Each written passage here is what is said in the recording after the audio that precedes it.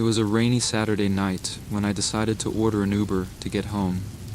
The bar had been lively, but the combination of alcohol and the downpour outside made me yearn for the comfort of my apartment. I opened the app, and within minutes, a driver named Mark accepted my ride. He had a 5-star rating and over 1,000 rides. I felt reassured. The car pulled up, a sleek black sedan, and I slid into the back seat. Mark greeted me with a friendly smile. He was a middle-aged man with graying hair and kind eyes.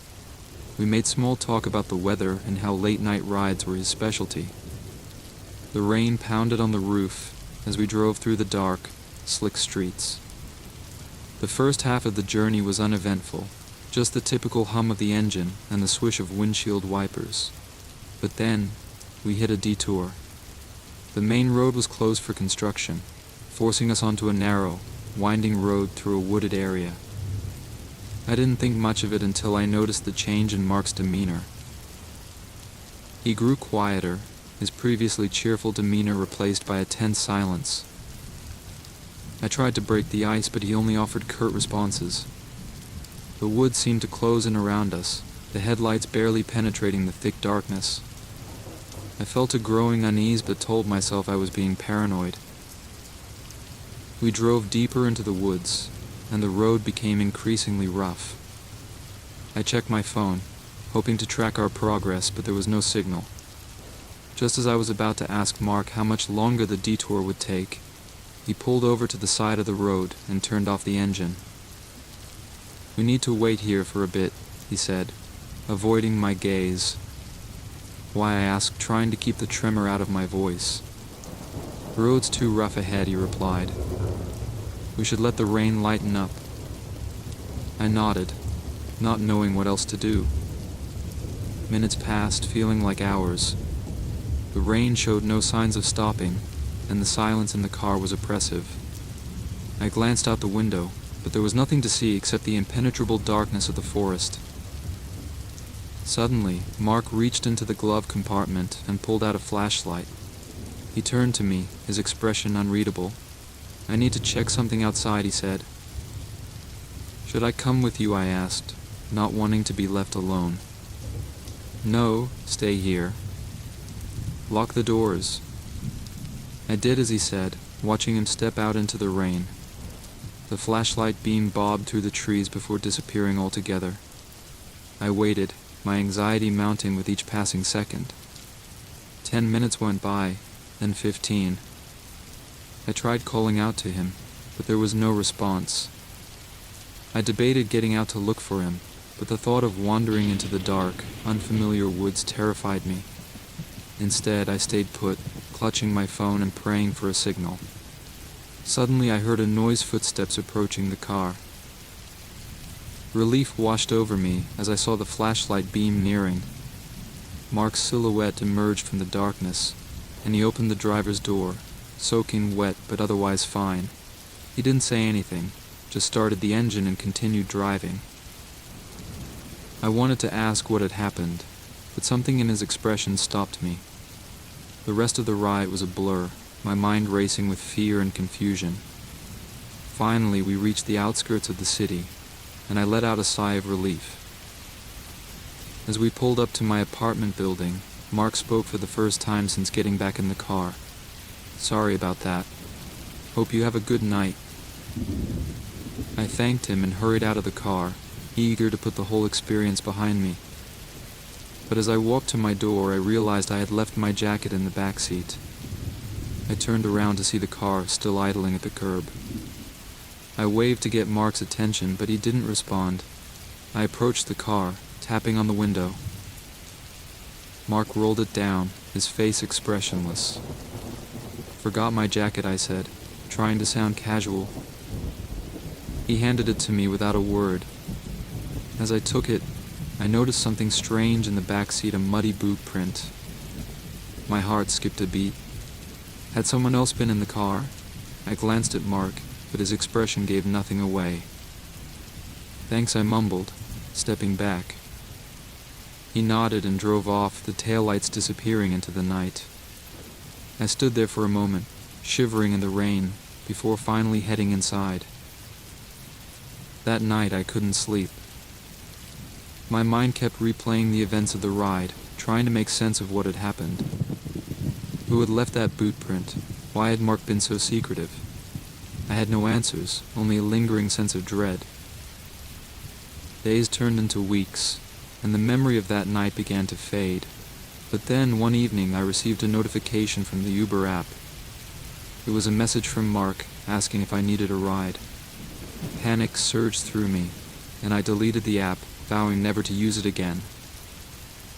I never saw Mark again, but the fear he instilled in me never fully went away. To this day, I wonder what really happened in those dark woods, and who or what left that muddy boot print in the back seat.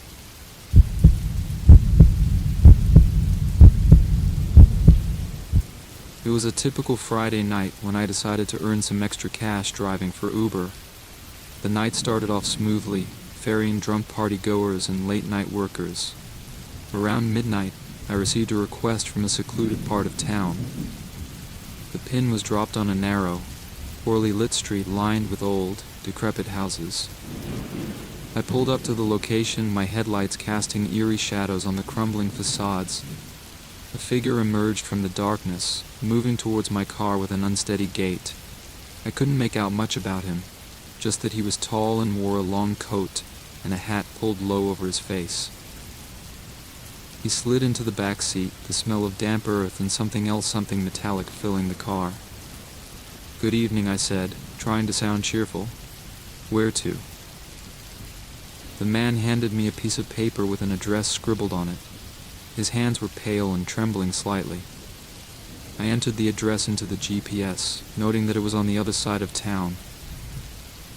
As we started the journey, I tried to engage him in conversation, but he remained silent, staring out the window.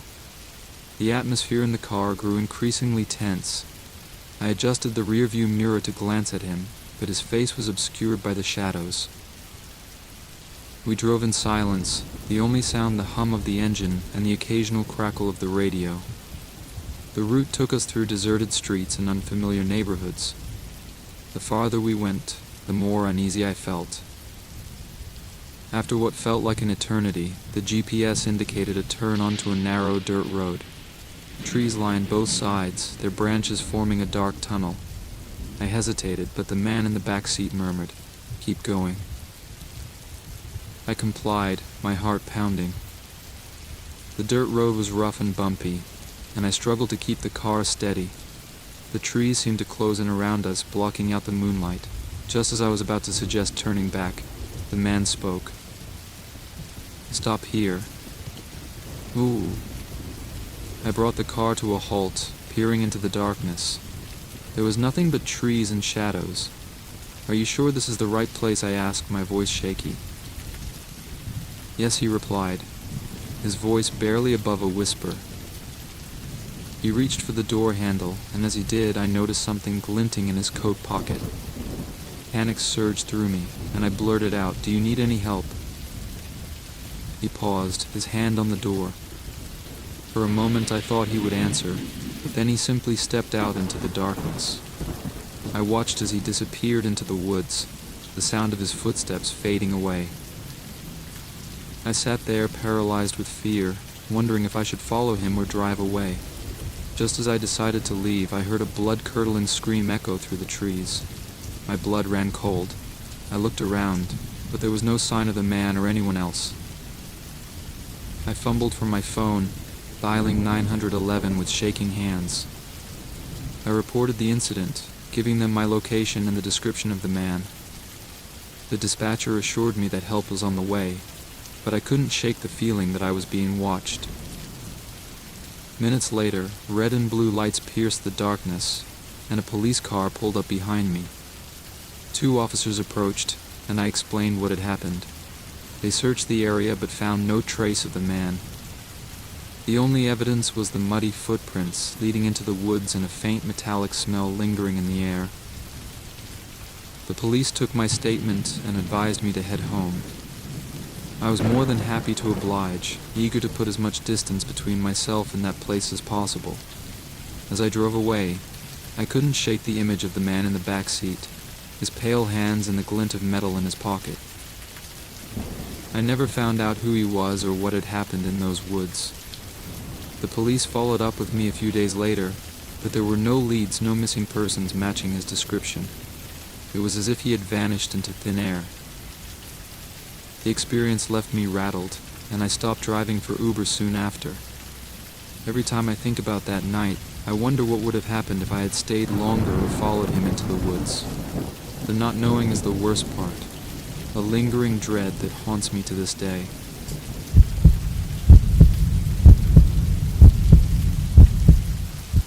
Driving for Uber had become my full-time gig after I lost my office job. It wasn't glamorous, but it paid the bills. Most nights were uneventful, a steady stream of fares taking me around the city.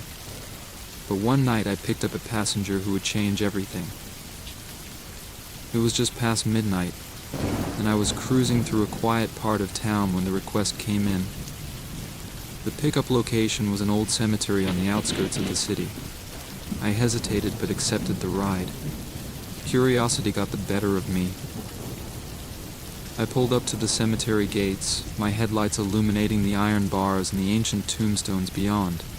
A figure stood just inside, cloaked in darkness. I rolled down the window and called out, "Did you order an Uber?" The figure stepped forward, revealing a young woman with long, dark hair and pale skin. She was dressed in a simple white dress that seemed out of place for the chilly night. She opened the back door and slipped inside, her presence almost ethereal. "Thank you for picking me up," she said, her voice soft and melodic. "Can you take me home?" Of course, I replied, inputting the address she gave me into the GPS. It was on the other side of town, a long drive through winding, deserted roads. As we started the journey, I tried to make small talk. "What were you doing at the cemetery this late?" I asked, trying to sound casual. She smiled faintly. "Just visiting an old friend." The answer was odd, but I didn't press further. Instead, I focused on the road, the eerie silence of the night settling around us. After a while, she spoke again. "Do you believe in ghosts?" The question caught me off guard. I chuckled nervously. "I guess I'm open to the idea. Why do you ask?" "No reason," she said, her gaze fixed on the passing scenery. "Just curious." We fell back into silence, and I couldn't shake the feeling that something was off. The air in the car felt heavy, and every so often I glanced in the rear-view mirror to make sure she was still there. The GPS led us to a narrow, winding road lined with tall trees. The further we went, the more isolated it felt. Finally, we reached the address, a large, old mansion set back from the road, its windows dark and foreboding.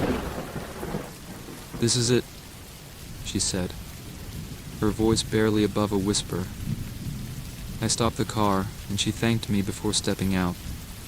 As she walked towards the house, I noticed something strange. Her dress seemed to flutter unnaturally, almost as if she were floating. I blinked, and she was gone, vanished into the shadows. A chill ran down my spine. I waited for a moment, expecting her to reappear, but she didn't. I decided to drive away, the mansion looming in my rearview mirror like a dark sentinel. The next day, I couldn't stop thinking about her. I did some research and discovered that the mansion had been abandoned for years. Rumors swirled about it being haunted, but no one had lived there for decades. My mind raced with possibilities, and I couldn't shake the eerie feeling that I'd encountered something otherworldly. Determined to get answers, I drove back to the cemetery the following night. I parked outside the gates and walked in, the moon casting long shadows across the tombstones. As I wandered through the rows, I stumbled upon a grave that stopped me in my tracks. It was the grave of a young woman named Emily. The inscription read that she had died tragically in an accident 5 years ago. The date of her death sent a shiver down my spine. It matched the date of my strange encounter. I stood there, staring at the grave, my mind reeling. Had I given a ride to a ghost? The thought was absurd, but the evidence was undeniable. I left the cemetery in a daze, the weight of the experience heavy on my shoulders. For weeks I couldn't shake the memory of that night. I stopped driving for Uber, unable to face the possibility of another encounter. The experience had left me questioning everything I knew about the world. Even now, years later, I still think about Emily and that eerie ride through the night. I often wonder if she found peace or if she's still out there, wandering the streets, looking for a way home. The thought haunts me, a reminder that some mysteries are better left unsolved.